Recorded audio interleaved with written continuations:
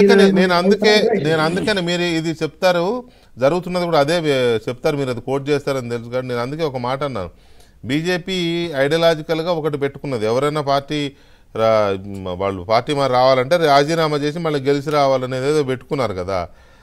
కాబట్టి అలా చేయాల్సి వస్తుంది, లేదా వీళ్ళని అట్లా కూర్చోబెట్టి మద్దతు బయట నుంచి మద్దతు అన్నట్టుగా పెట్టుకోవాలి. అది కాదు, 2/3 మెజారిటీ పార్టీనే విలీనం చేస్తే ఇప్పుడు చేస్తే అయిపోయి నలుగురే కదా ఉండేది. రాజ్యాంగ అంతే, 2/3 వెళ్ళిపోతే అయిపోయింది. దానికి రాజీనామాలతో పని ఏముంది, ఏం అవసరం లేదు.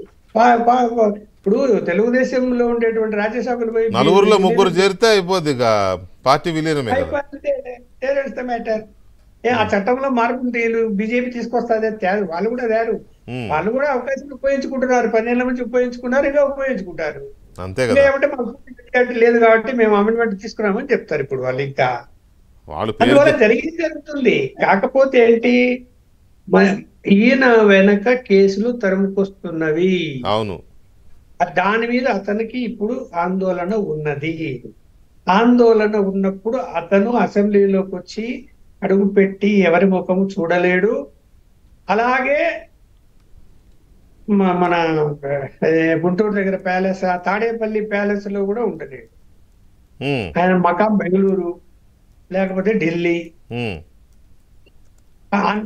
అంతవరకు పరిమితం అయ్యేటువంటి అవకాశాలు కనిపిస్తున్నాయి. అది హైదరాబాద్ కూడా రాడు. అవును, కాబట్టి ఇక్కడ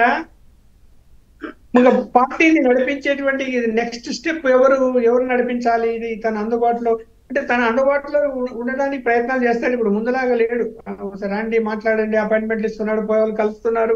ఈవెన్ బెంగళూరులో కూడా పోయేవాళ్ళు పోతున్నారు, కలుస్తున్నారు, సోషల్ మీడియాలో ఫోటోలు వస్తున్నాయి, ఎవరెవరు కలిసాడు, అంత కొంత మార్పు అయితే చేసుకున్నట్టు అనిపిస్తున్నది, ఎవరు అడిగినా కలుద్దాము అనేటువంటి.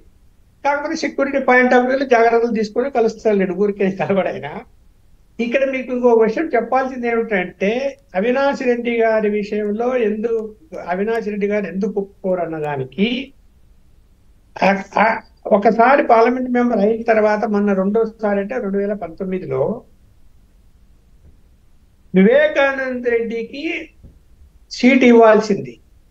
అవును, అది వివేకానంద రెడ్డి వెళ్ళి జగన్మోహన్ రెడ్డి దగ్గర కూర్చొని తనకు ఆయనకు మధ్య ఉన్న మనస్పర్ధలన్నీ కూడా క్లియర్ చేసి, నాకు అవకాశం ఇవ్వు, లాస్ట్ ఛాన్స్ గా నేను అడుగుతున్నాను, తర్వాత రాజకీయాల్లో ఉంటాను ఉండను అని చెప్పి అడిగితే ఆయన సుముఖంగా మాట్లాడారని, అంటే వాళ్ళ వైపు కొంత నాకు సమాచారం ఉండి చెప్తున్నా, మాట్లాడారని.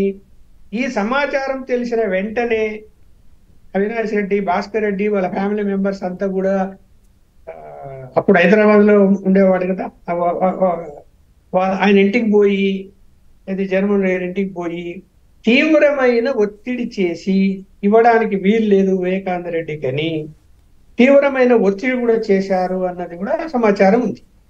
ఆ ఒత్తిడి కూడా లోనైపోయి మళ్ళా తన యొక్క అభిప్రాయాన్ని మార్చుకున్నాడు అని. రైట్ లక్ష్మణ్ గారు, చూద్దాం అదేంటనేది ఒక్కసారి.